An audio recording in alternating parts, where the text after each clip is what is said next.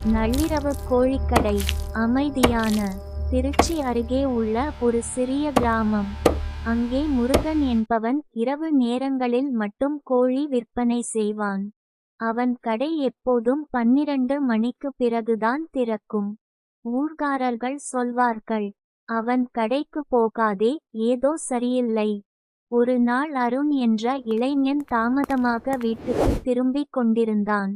அவன் முன் ஒரு வெள்ளை சேலையில் பெண் நின்றாள். அவள் மெதுவாக சொன்னாள், அண்ணா, கோழி வாங்கணும், முருகன் கடை எங்கே? அருண் வழி காட்டினான். சில நிமிடங்கள் கழித்து அருணுக்கு சந்தேகம் வந்தது. அவன் முருகன் கடைக்கு போனான். அங்கே முருகன் மட்டும் இருந்தான். அருண் கேட்டான், இப்போதான் ஒரு பெண் உங்க கடைக்கு வந்தாங்க இல்லையா? முருகன் முகம் வெண்மையாக மாறியது. இல்லை, இங்கே யாரும் வரவில்லை.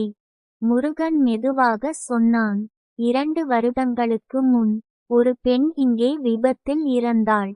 அவள் ஒவ்வொரு அமாவாசையிலும் கோழி வாங்க வருவாளாம். அந்த நேரம் கடை பின்புறம் இருந்து ஒரு குரல், அண்ணா. அருண் திரும்பி பார்த்தான். அதே வெள்ளை சேலை. ஆனால் இப்போது அவளுக்கு நிழல் இல்லை. அடுத்த நாள் காலை முருகன் கடை மூடப்பட்டது. அருண் மட்டும் உயிருடன் இருந்தான். ஆனால் அவன் பேசவே இல்லை. தொடரும். இதுபோன்ற கதைகளுக்கு சப்ஸ்கிரைப் செய்யுங்கள்.